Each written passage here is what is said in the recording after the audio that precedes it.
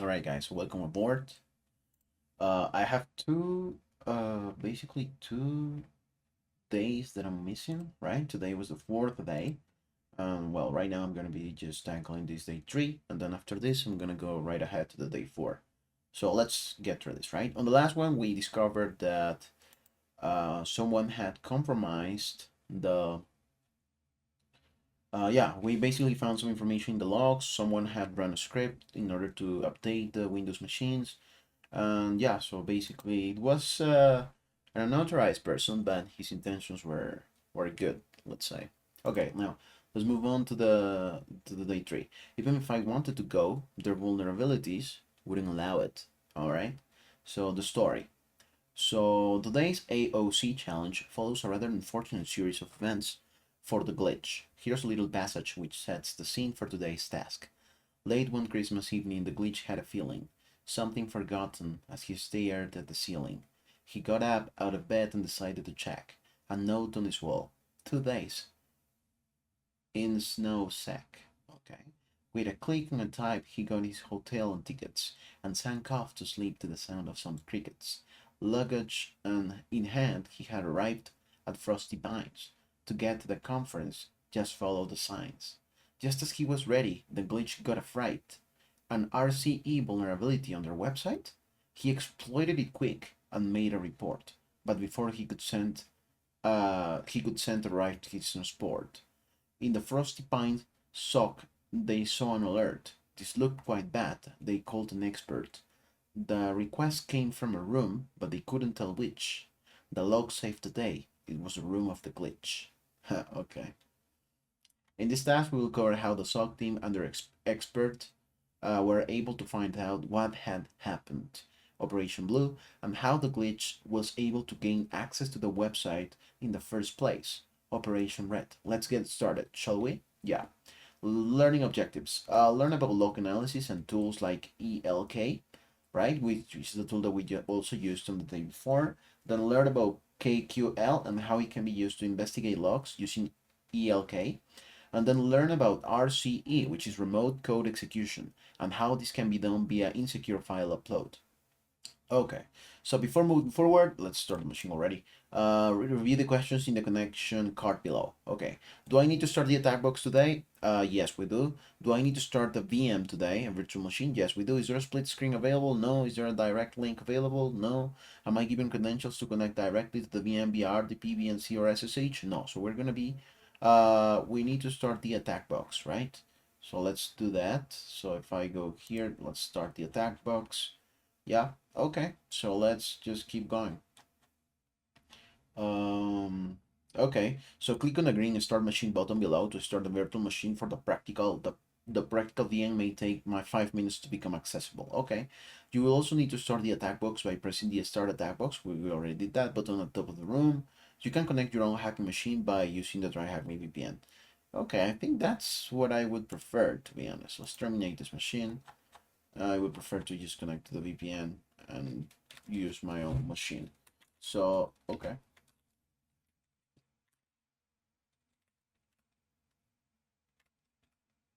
What is going on?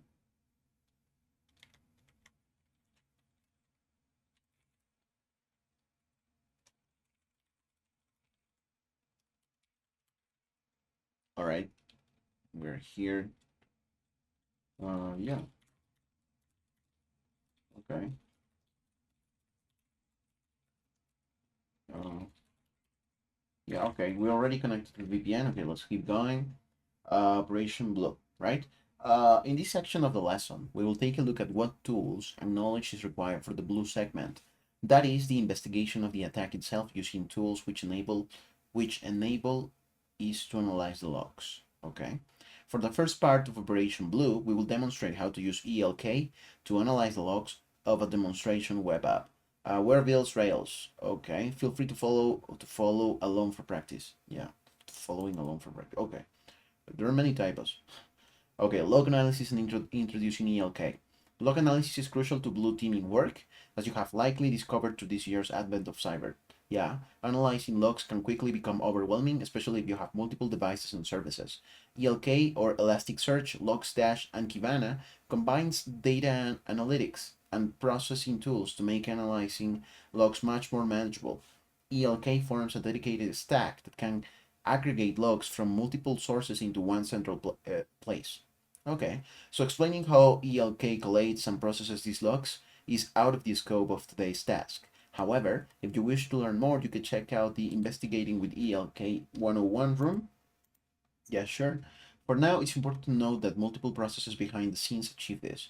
The first part of today's task is to investigate the attack on Frostypine Resort hotel management system to see what it looks like to a blue teamer. You will then test your web app skills by recreating the attack. Okay, using ELK. So upon loading this particular web application, which is Elastic, okay, which within your attack box browser, you will be greeted with the ELK homepage. Yeah, yeah, I am. Now for today's task, we will use Kibana's Discover interface to review Apache 2 logs. Okay, to access this, simply click on the three lines located here and then Discover, right? Lines located at the top of the last of the page to open the slide out tray. Under the analytics heading, click on Discover. We already did that. We're here. Okay, what else? We will need to select the collection that is relevant to us. A collection is a group of logs. For this stage of Operation Blue, we will be reviewing the logs present within the Wareville Rails collection. To select this collection, click on the drop-down on the left of the display. Okay, there is a drop-down here. And we want to select this collection, right? Wareville Rails. Okay. Okay, once you have done this, you will be greeted with the screen saying, no results match your search criteria. This is because no logs have been ingested within the last 15 minutes. Do not panic. We will discuss how to change this shortly. Okay. I will not panic. To change the date and time, click the text located on the right side of the box that has the calendar icon. Okay, select Absolute from the drop-down, where you can now select the start date and time. Next, click on the text on the right side of the arrow and repeat the process for the end date and time. For the Wareville Rails collection, we will need to set the start time to October 1st, 2024, 00 hours. Alrighty, so we're gonna Absolute October 1st, 2024. October 1st, 2024 at 0 hours, and then this one's also absolute, and the end time to October 1st, 23:30. Okay, also October 1st, and then 23:30. That's it. What if we run the update? We get 811 hits, right? Okay. So for the Wareville, yeah, okay, we already modified that. If you're stuck, refer to the GIF below. Please note that the day and time in this demonstration of Wareville's Rails will differ from the times required to review the Frostypine Resorts collection in the second half of the practical, I guess, exercise.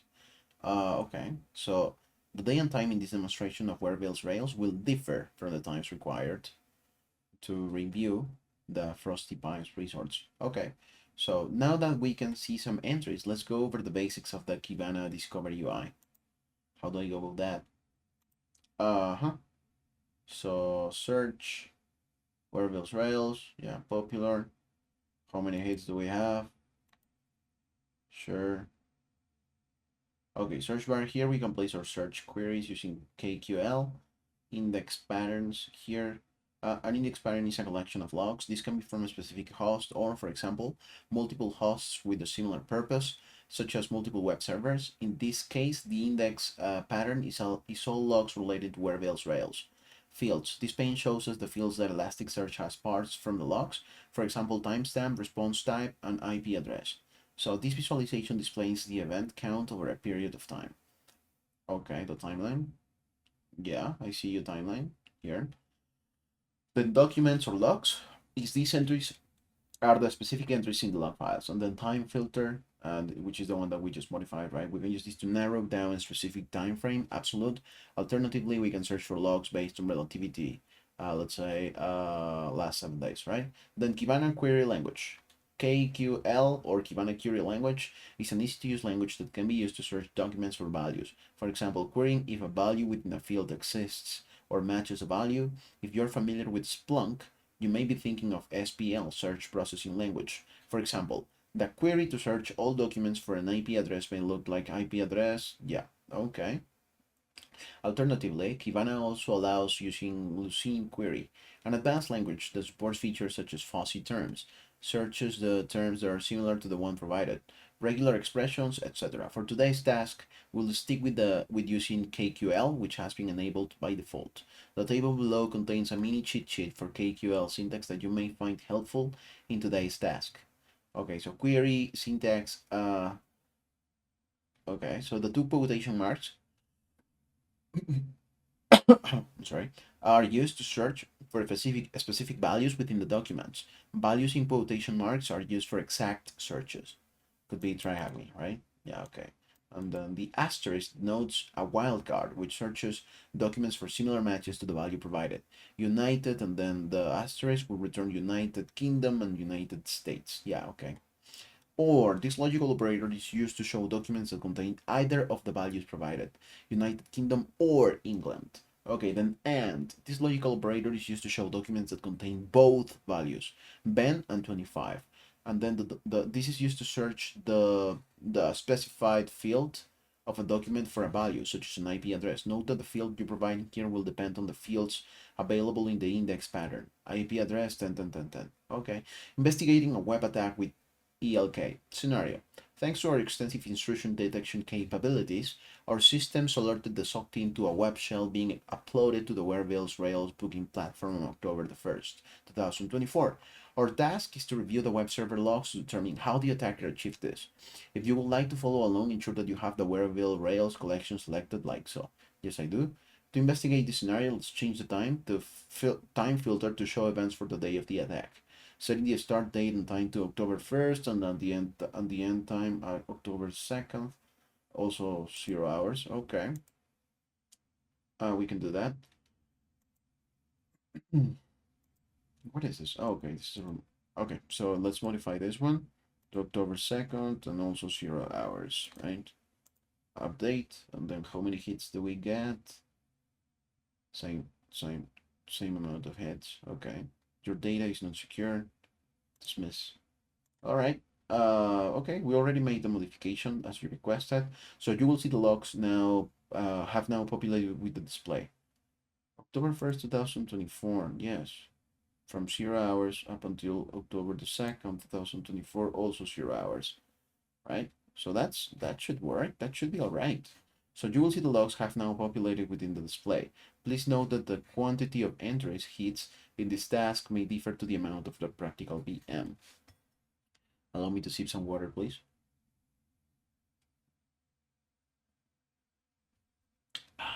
Just came back from the gym, and yeah, I was thirsty. Okay, you will see the logs have now populated within the display. Please note that the quantity of entries, hits, of this task may differ to the amount of the practical VM. Yes, it does differ, right? You have over 1,000 entries, and I only have 100 hits. So let's keep going. An incredibly beneficial feature of ELK is that we can filter out noise.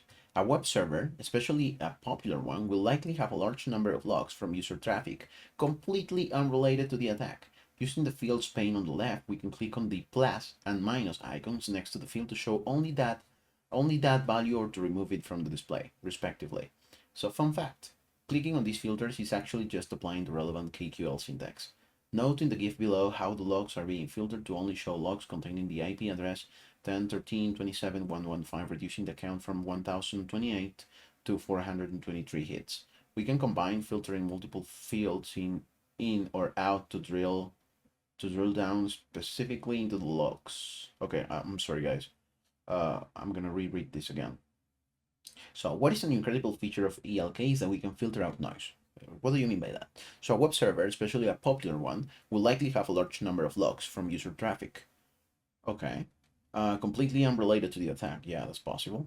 Using the fields pane on the left, so you mean this, we can click on the plus and minus icons next to the field to show only that value or to remove it from the display. Oh yeah, we also did something similar in the previous exercise, right? From the day before, meaning day 2, I think. Yeah.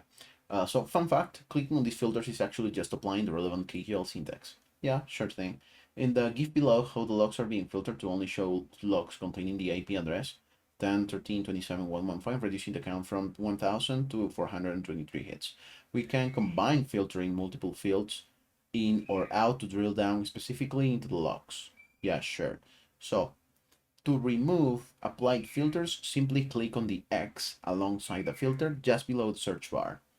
Okay, so we can just, yeah, okay, I understand. That's something that we also did on the previous exercise, right? So in this investigation, let's look at the activity of the IP address 10.998 to 30. We can click on the client TIP. Yeah, sure. So let's go to the client TIP and now top 5 values. What do you mean here? File to see the IPs with the most values. Yeah, sure. So we can see them.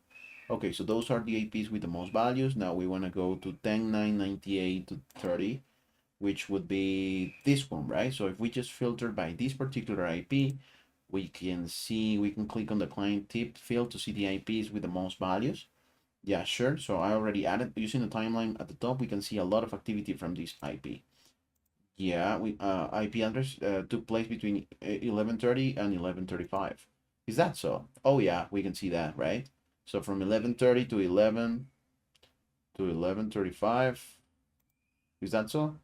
Yeah, 11:30 to 11:35, we do see a lot of activity, right? So this would be a good place to begin our analysis. Yeah, okay. So each log can be expanded by using the bigger than icon located on the left of the log document. Fortunately, the logs are pretty small in this instance, so we can browse through them to look for anything untoward. Okay. Sure. So we can small indices, so we can browse through them to look for anything untoward. Yeah. But I'm not even filtering by anything here. Like, just by client IP, and then did you apply any filter? You haven't applied any filter. Right, so what if I just go down? Yeah. I just see all this information. But I don't see what you're seeing in the GIF. What do I want to do? Each log can be expanded by using, where's that icon? So, oh, okay, I see you. It's here, right? So you can expand each log. Okay, I understand now. Located on the left log document. Fortunately, the logs are pretty small in this instance, so we can browse through them to look for anything untoward. Okay, so let's look for the first one. Index where builds Rails. Yeah, sure. So now, after some digging, a few logs stand out. Looking at the request field, we can see that a file named shell.php has been accessed with a few parameters, C and D, containing commands. Oh, is that so? Where did you see that? C, D, or... Yeah, sure.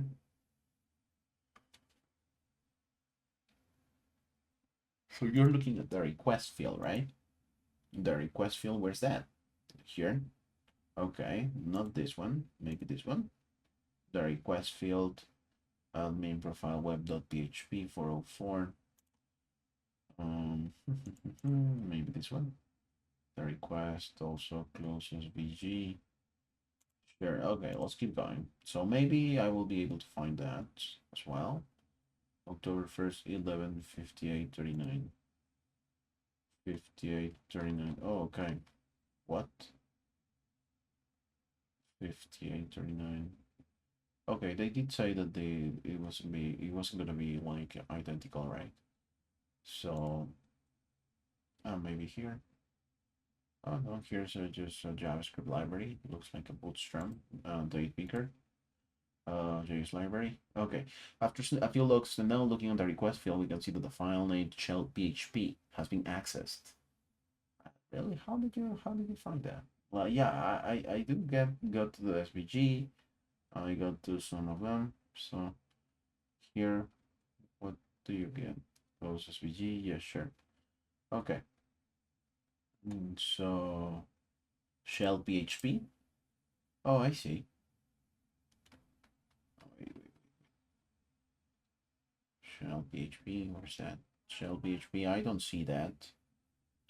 Maybe if I keep going down, I will be able to find some kind of shell right here, right? Just without having to go through everything here. So let's just try to find them without having to click on this particular arrow icon or bigger than.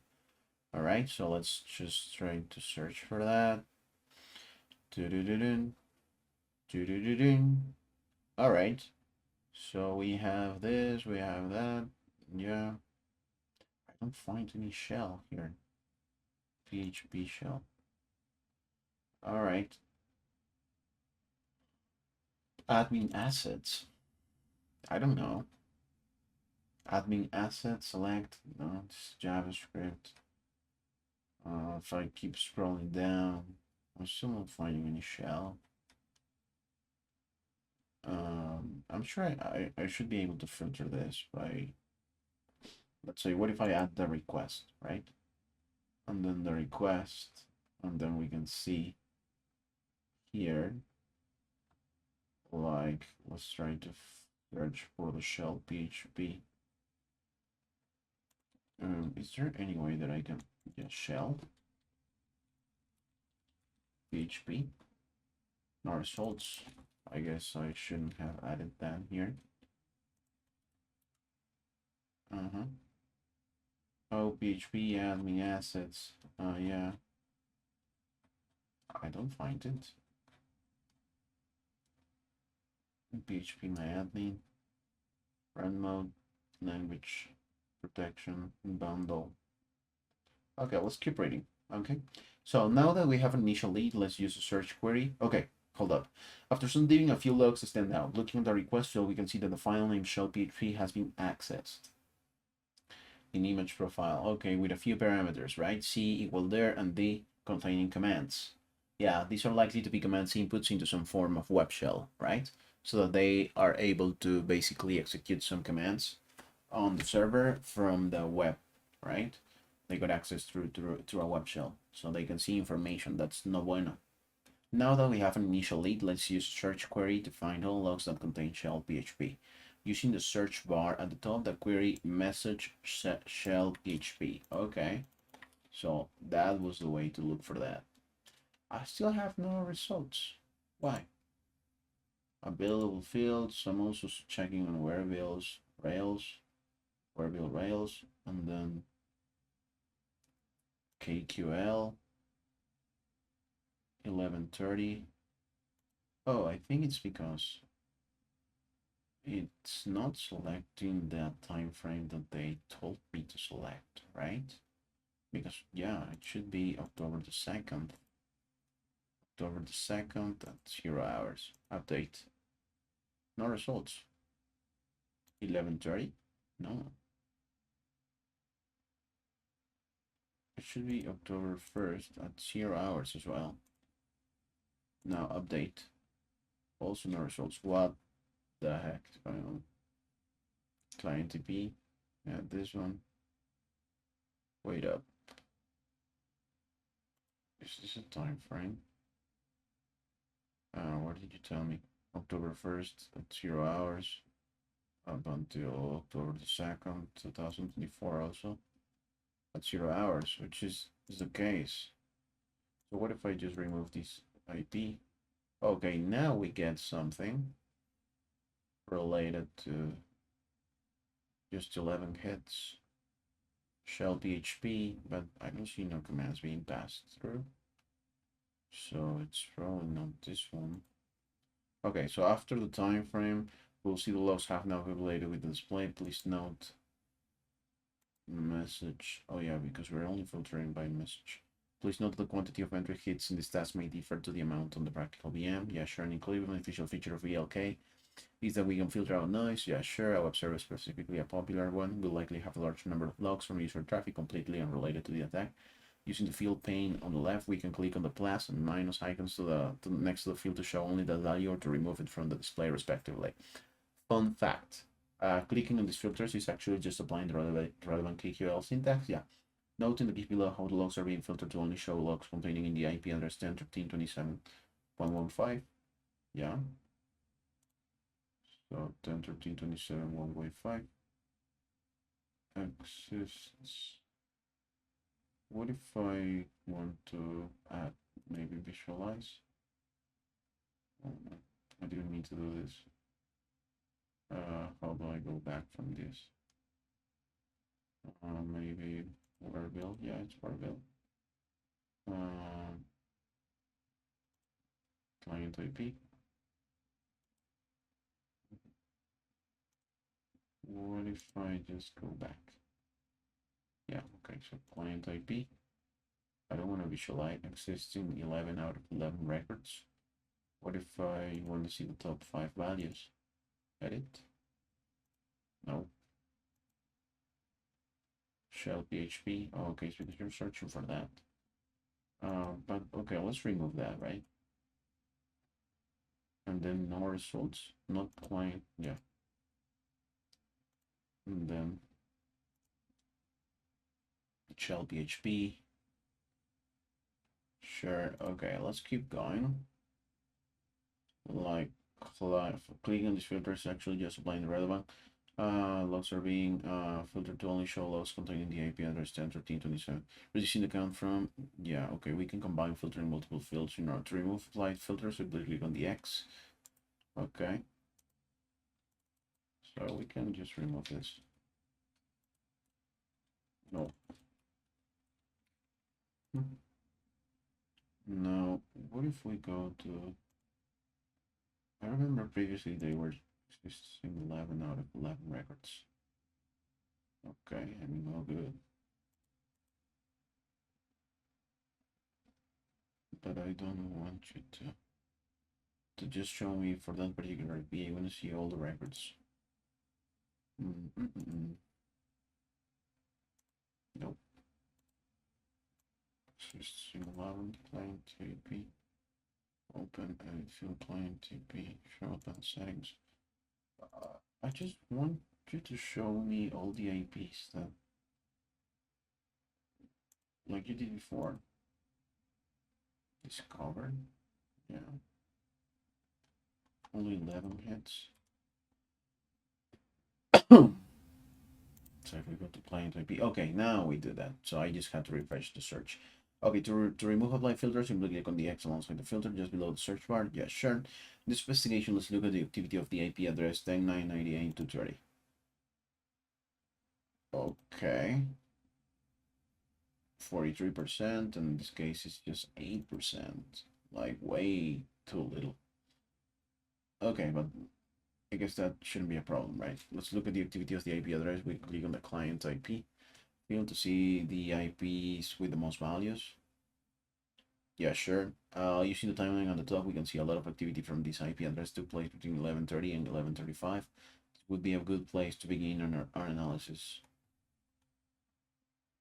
All right, so let's just select the one that they also have, right?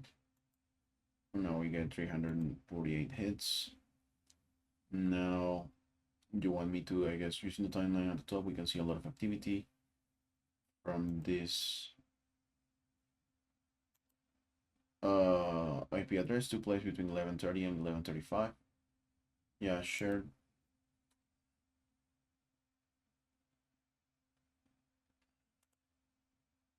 $11:30 and 11:35, right? Yeah.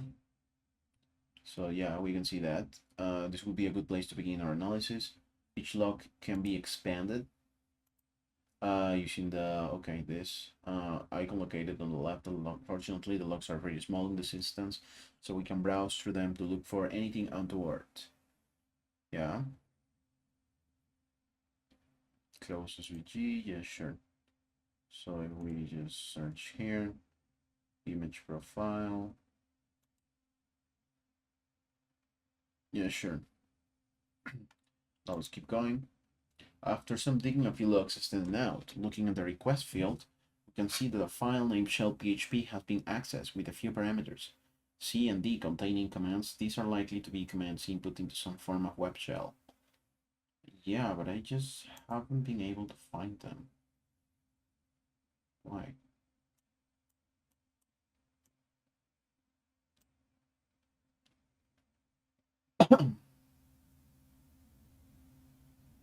After PHP query, this request exploit PHP. This is something. Careful here. CSS, SMTTF, like fonts, avatar PHP, main CSS. Let's keep going. These are likely to be commands input in some form of website. Now we have an initial lead. Let's use a search query to find all logs that contain shell PHP. So the message shell PHP, right?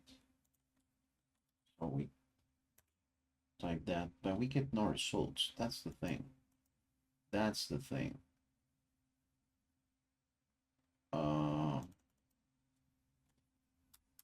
Now what if we just select this? Because we already have 327. Maybe this is not the IP. Maybe you want me to use another IP. Maybe, just maybe. I don't know. Like that's the IP that they also they asked me to use, right? So here we're selecting this time frame, which we don't want no more. So how do I go about changing that? Nope. Yeah, okay, sure. So it's 11 from 0 up until October the 2nd. 0 update. We get those, and now we want to check this out, and then let's set the first one, right? Just to see. We also have some activity between that particular time. It looks like there's some activity also here. And then we do find the shell PHP. So maybe we were looking at the wrong IP address, okay? So let's just select this time frame for the sake of, and now let's do the search for this particular shell PHP. And now we find multiple instances of that, right? Do we find the commands that are being executed, like the request with the command parameters? No, we don't. At least I can't see them. So let's keep reading. We search for entries of shell PHP in the message. Yeah. Shell PHP, yeah, sure. Oh, where's the request? The request is also shell PHP. Oh, here, shell PHP, and then there. Yeah, no, that's not happening on my end, boy. Anyway, okay. So let's assume that that happened, okay? Operation Red. In this section, we will now take a look at the red aspect. In other words, the attack itself and how it was carried out. Why do websites allow file uploads? File uploads are everywhere on websites, and for good reason. Users often need to upload files like profile pictures, invoices, or other documents to update their accounts, send receipts, or submit claims. These features make the user experience smoother and more efficient. But while this is convenient, it also creates the risk if file uploads aren't handled properly, right? If not properly secured, this feature can open up various vulnerabilities attackers can exploit. So file upload vulnerabilities. Basically, file upload vulnerabilities occur when a website doesn't properly handle the files that users upload. If the site doesn't check what kind of file is being uploaded, how big it is, or what it contains, it opens the door to all sorts of attacks. For example, remote code execution, right? Uploading a script that the server runs gives the attacker control over it, right? XSS. Uploading an HTML file that contains an XSS code will steal a cookie and send it back to the attacker's server. So this can happen if a site doesn't properly secure its file upload functionality. So why unrestricted file uploads are dangerous? Unrestricted file uploads can be particularly dangerous because they allow an attacker to upload any type of file if the file's contents aren't properly validated to ensure only specific formats like PNG or JPG are accepted. An attacker could upload a malicious script, such as a PHP file or an executable, that the server might process and run. This can lead to code execution on the server, allowing attackers to take over the system. Examples of abuse through unrestricted file uploads include uploading a script that the server executes, leading to remote code execution, uploading a crafted image file that triggers a vulnerability when processed by the server, uploading a web shell and browsing to it directly using a browser. Yeah. So usage of weak credentials. One of the easiest ways for hackers or attackers to break into systems is through weak or default credentials. This can be an open door for attackers to gain unauthorized access. Default credentials are often found in systems where administrators fail to change initial login details provided during setup. For attackers, trying a few common usernames and passwords can lead to easy access. Below are some examples of weak default credentials that attackers might try. Username, admin, administrator, yeah, that's common, right? Admin at domain name, admin, guest. Okay, attackers can use tools for trying these common credentials manually, which is often all it takes to break into the system. It's absurd, right? But it happens. So what is remote code execution? A remote code execution happens when an attacker finds a way to run their code on a system. This is highly dangerous vulnerability because it can allow the attacker to take control of the system, exfiltrate sensitive data, or compromise other connected systems, right? So what is a web shell? A web shell is a script that attackers upload to a vulnerable server, right? Giving them remote control over it. Once a web shell is in place, attackers can run commands, manipulate files, and essentially use the compromised server as their own. They can even use it to launch attacks on other systems. For example, attackers could use a web shell to execute commands on the server, move laterally within the network, meaning move to other devices that are on the same network, right? Download sensitive data or pivot to other services. So a web shell typically gives the attacker a web-based interface to run commands. Still, in some cases, attackers may use a reverse shell to establish direct connection back to their system, allowing them to control the compromised machine remotely. Once an attacker has this level of access, they might attempt privilege escalation, right, to gain even more control, such as achieving root access or moving deeper into the network. Okay, now that we're familiar with remote code execution vulnerability and how it works, let's take a look at how we would exploit it, right? Practice makes perfect. So to understand how a file upload vulnerability can result in a remote code execution, the best approach is to get hands-on experience with it. A handy and ethical way to do this is to find and load a reputable open source web application which has this vulnerability built into it. Many open source projects exist in places like GitHub, which can be run in your own environment to experiment and practice. In today's task, we will demonstrate achieving remote code execution via unrestricted file upload within the open source railway management system that has this vulnerability built into it, right? So exploiting remote code execution by a file upload. Now we're going to go through how this vulnerability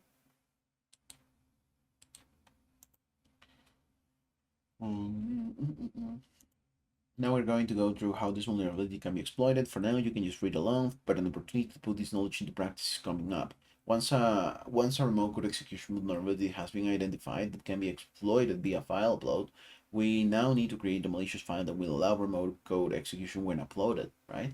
Below is an example PHP file which could be uploaded to exploit this vulnerability. Using your favorite text editor, copy and paste the below code and save it as shell PHP. Advent of Cyber Day 3, right? CTF, oh no. Kali, CTF, TryHackMe, make here, Advent of Cyber 2024. Advent, now we wanna shell.php, and then we wanna copy all this, right? Okay, we got it. Now let's save it, exit. The above script when access displays an input field.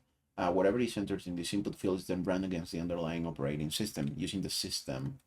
Here, this is the PHP code, right? This is just like an HTML tag, a body, and then inside the body there's PHP code, right? If get command system, yeah, so you're gonna be executing that as a system, right? A system PHP function, and the output is displayed to the user. This is the perfect file upload to the vulnerable Rails system reservation application. This vulnerability surrounding the upload of a new file, of a new profile image. So to exploit it, we navigate to the profile picture page. Yeah. And then you choose a file. Instead of the new profile picture, we can upload our malicious PHP script and update our file. Right, so once, in the case of this application, the remote code execution is possible through unrestricted file upload. Once this profile picture is uploaded and updated, it is stored in the admin assets image profile directory. This file can then be accessed directly via HTTP and the IP address or localhost project name admin. You basically just access that particular file. When this is accessed, we can then see the malicious code in action, right? Which would be here. and then you can execute commands. That's dangerous. Okay. Okay. So now we can run commands directly against the operating system using this bar, and the output will be displayed. For example, running the command pwd now returns the following, right, where you are at. So making the most of it. So once the vulnerability has been exploited and you now have access to the operating system via a web shell, there are many next steps you could take depending on A, what your goal is, and B, what misconfigurations are present on the system, which will determine exactly what we can do. Here are some examples of commands you could run once you have gained access and why you might run them. If the system is running on a Linux OS, like our example target system, you could use ls, cat. Those are just some basic Linux command, right? pwd to see where you're at, who am I, what user you're using. Hostname will let you know who you're in the system, right? Who am I? Hostname is the system name, potentially it's rolling the network. Uname minus A will give you some system information like the OS, yeah. ID, if the current user is assigned to any groups. If config, basically the IP address, the system's networking setup, right? Bash minus I, this a command used to begin a reverse shell via bash. A command used to begin a reverse shell via netcat. Then find SUID, set user ID files, useful in privilege escalation attempts, as it can sometimes be leveraged to execute binary with privileges of its owner, which is often root, right? Root is, yeah, well, basically the person that has the most powerful man on the computer, let's say, right? The person that can execute just any command. If a hacker is able to escalate their privileges to become root and basically execute whatever command he wishes, that's when the hacker becomes the most dangerous he can get, right? He's basically pawned your system. He can do whatever he wants, right? Like, yeah, unbelievable. Okay, find writable type F. Also helpful in privilege escalation attempts used to find files with writable permissions. You know what? I am going to take a screenshot of this because I want to save this for future reference. So let's save this in my note-taking app. Lovely Obsidian. Not on this particular one, but in my cybersecurity brain. Yeah, okay. So,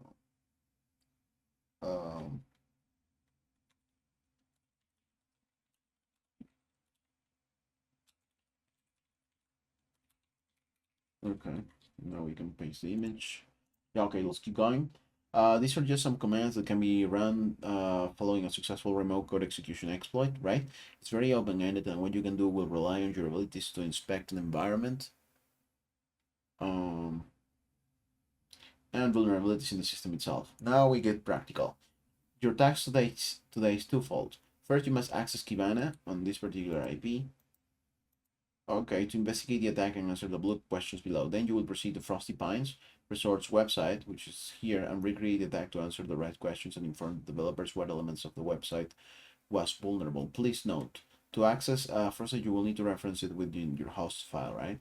On the attack box, this can be done by executing the following command in terminal echo this. Okay, yeah, I see you. If you do not see an IP address and only machine IP, ensure that you have started the target machine by pressing on the green Start Machine button further up the task, within the heading connecting to the machine. Okay, to review the logs of the attack on Frostypine Resorts, make sure you select the Frostypine Resorts collection within ELK, such as below. Okay, the date and time that you will need to use when reviewing logs will be between 11:30 and 12 on October the 3rd. Okay, sure. Remember to access Frostypine's resource website on here. You will need to reference it in your host file. The attack is coming down by execute. Yeah, okay, you already told me this twice. Come on. Where was the web shell uploaded to? Okay, so that's we're doing just some blue thingy here. So answer from a directory, and the file. Okay, where was the web shell uploaded to? Okay.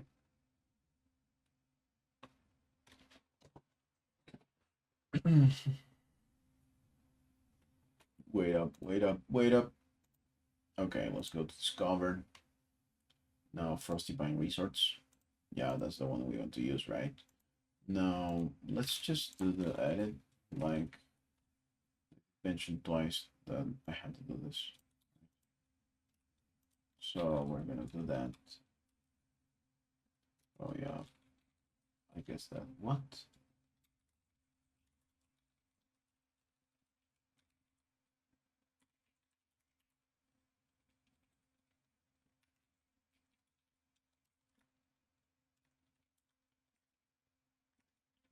.55.54 and Frosty Pines location.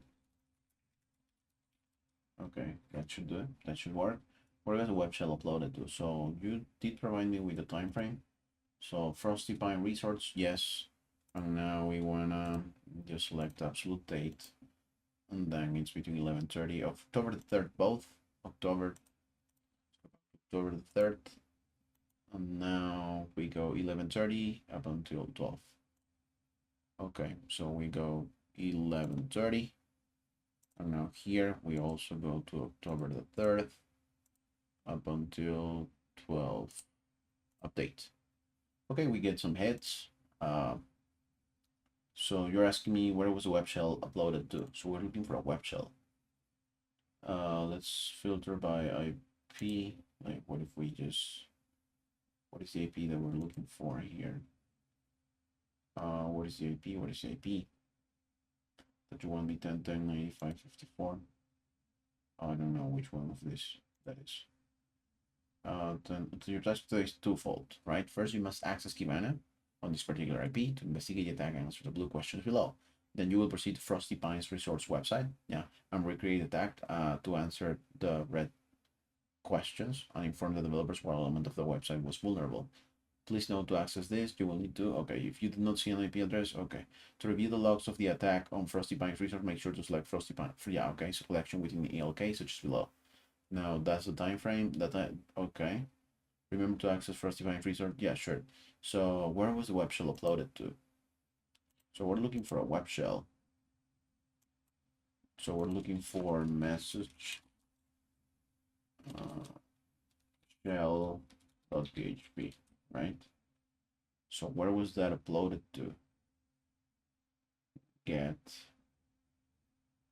Oh, I see some commands being executed here. Command ls, blah, blah, blah. So, where was this uploaded to, right? Basically, get media, images, rooms, shell.php. I think it's this particular file. Yes. And now look. Ooh. What IP address access the web shell? What IP address access the web shell? Sorry, it's this one. This IP address. Oh no, my bad. This is the bad IP address that accessed the web shell and was also executing commands on it, right? It's this one. 10.11.83.34.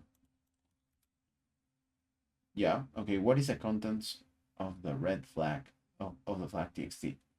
Okay, now this is a red task, right? And for the red task, they provided us with a particular oh,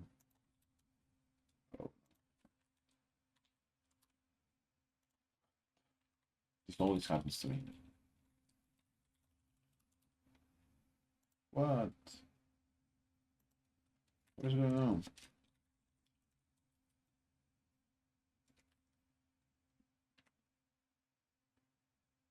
Frostypine.thm. That's correct, no typos here. So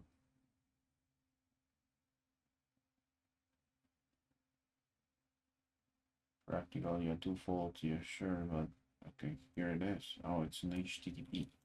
Hopefully this works. Yeah, find the best deals for your next trip. Okay, so this is basically an application that allows you to what is the contents of the flag txt, right? So here we have to find a vulnerability to execute remote code. So let's see if there's a particular place where we can upload files. Like if I go to my account, and then I go to first name, delete account, reservations. Maybe if I just click on account first name, there's no feature that would allow me to upload any file. Check-in date, about us, features, login, sign up, account, delete, no, links, about, feedback.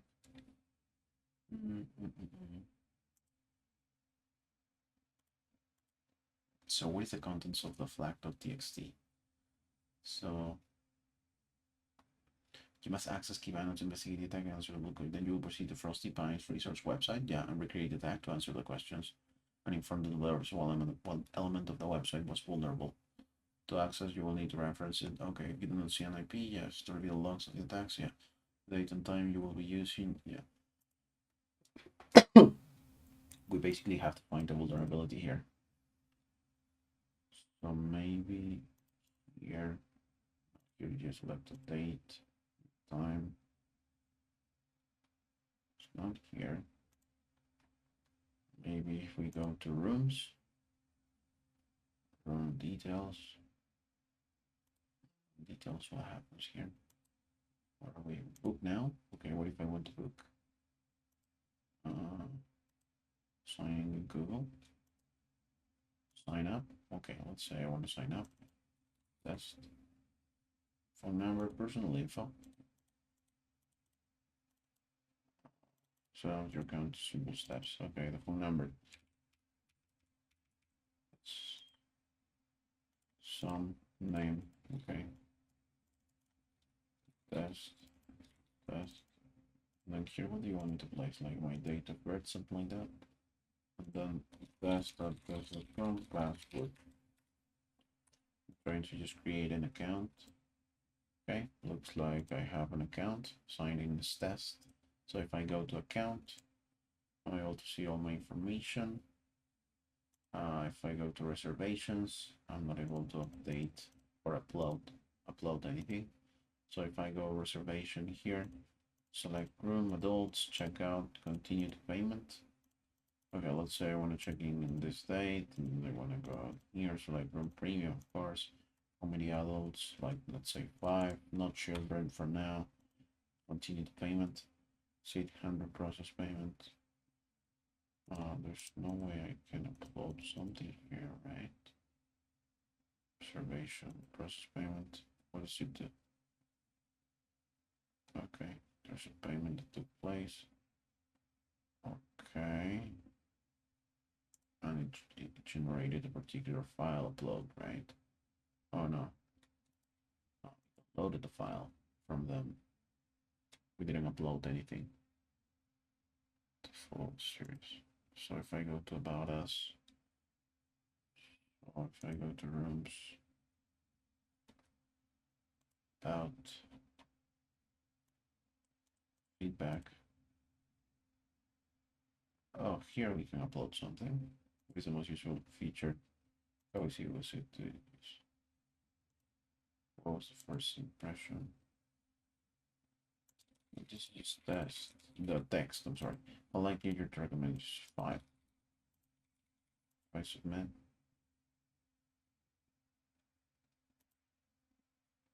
nothing happens. Okay. I go here. Search. Sign in is test account. I don't see how what is the contents of the flag.txt? See how I would be able to. Okay, you're telling me maybe I can access a PHP file and make requests. Like maybe it's that simple. Maybe I don't even have to. Maybe the file has already been uploaded, right? So the directory would be this one. So what if I go to this particular not found shell PHP and let's see the format. Nope. Because in here we were able to like media.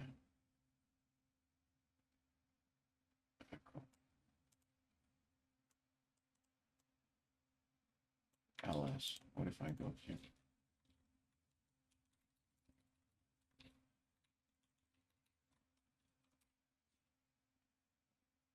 Not found. Maybe I have to -v the points.thm. Maybe I have to also run go faster. I forgot the syntax. Go faster than minus.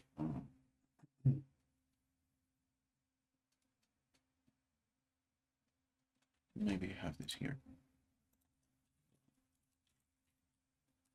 No, I don't.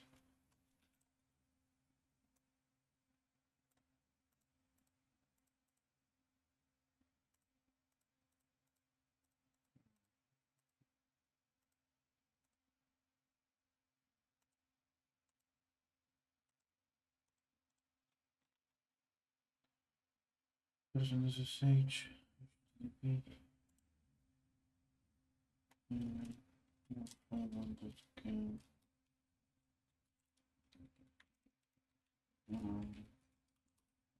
All the ports.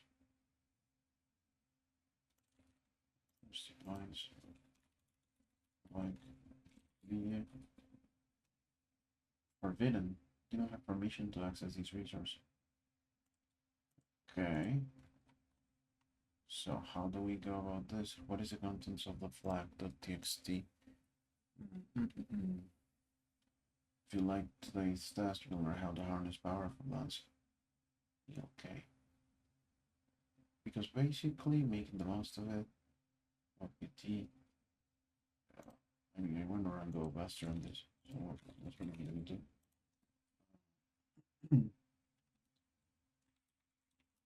Cut the go faster commands.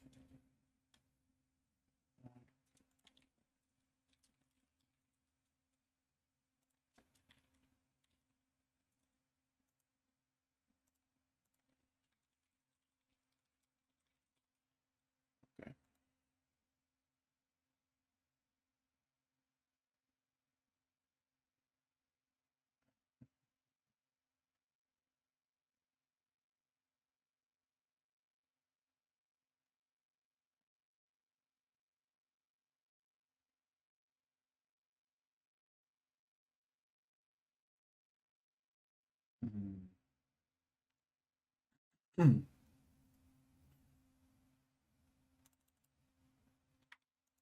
Yeah, I think this is going there. Minus u, and then we want it to be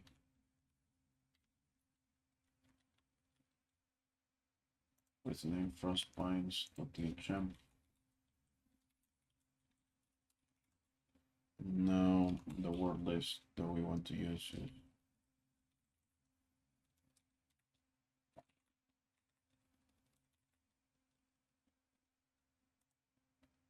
where do I have the word list? I've forgotten.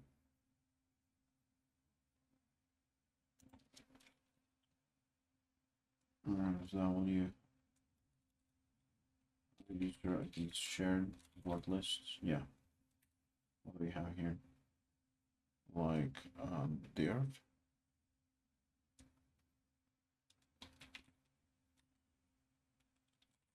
Buster. Directory lists. 1.0. Maybe small. Okay. What now? We have media, but we're not able to access that. We also have public and we also have admin. On media, we can access it. Now public. Oh, it's just that.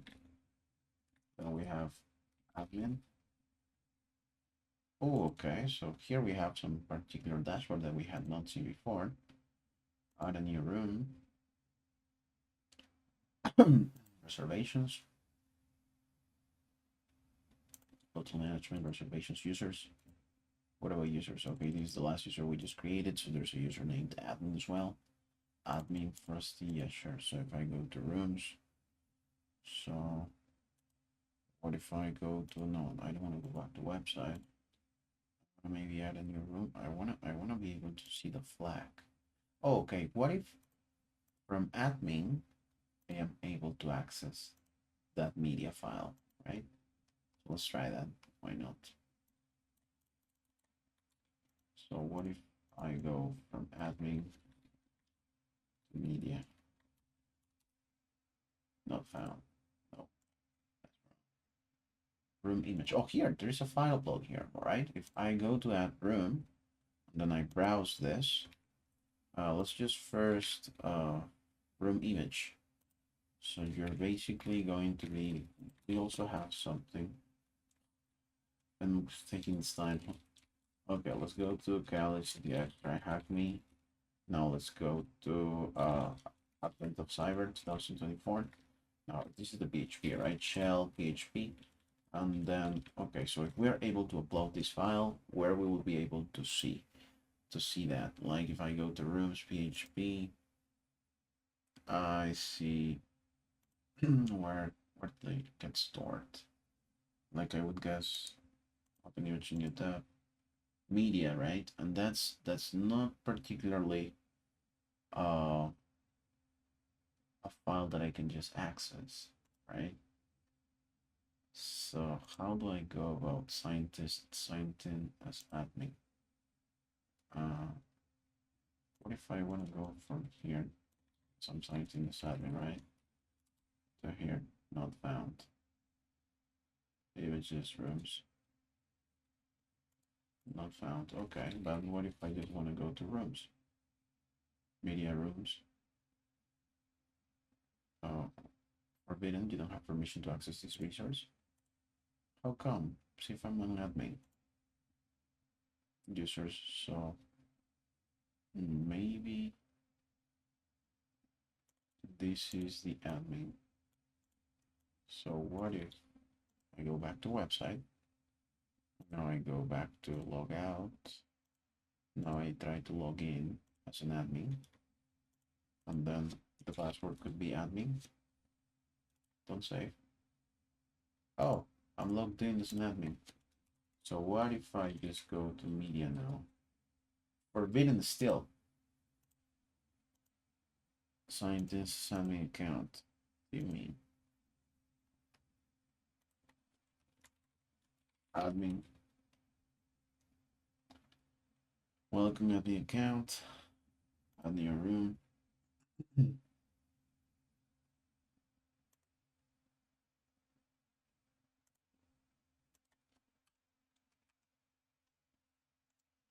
Maybe I wanna access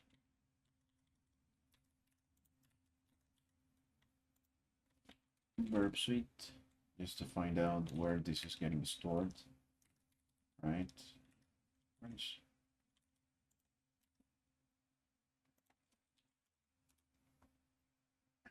Yeah, okay. Sure. Start verb. Add room.php. Okay. Open browser. I always use Chromium for this. So this is it. No biggie. So here I want to intercept this. And now let's say, what if I just go home, college, CTF, TryHackMe. Now I go to admin. Where is admin? Oh, here it is, admin of cyber. Now all files, and then I want to upload this shell PHP file. And now, what if I decide to also be suite test? What if I upload the intercept the sun? So you're making a post request to admin controller.php. Sure. Okay, so this has been intercepted. You're making a post request to admin controller. Yeah, sure. So let's forward that. Admin rooms.php.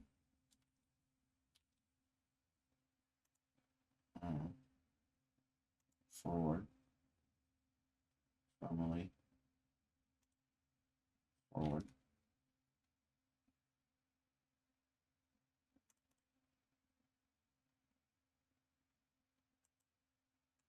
I open this one. Frostypine media images,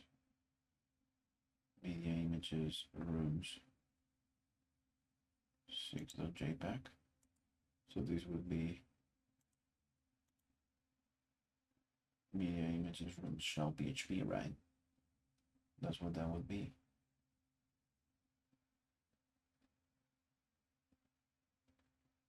It's loading. Oh, it's probably intercepting that as well. Forward, forward.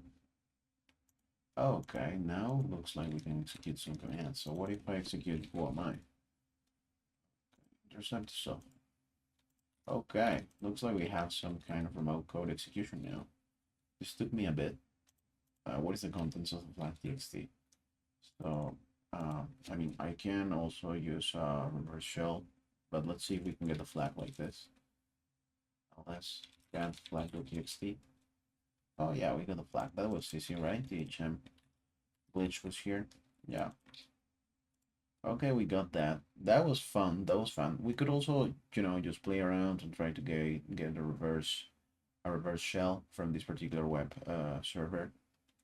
But that's that. Basically, we were able to access the shell PHP file and execute commands, right? We use the same script that they provided us with before this one, right? Which basically allows some kind of form to allow us to execute commands on that particular machine. So that's what we did. That's what worked. And that's day 3. It was fun. It was fun. It was fun, certainly. I enjoyed it.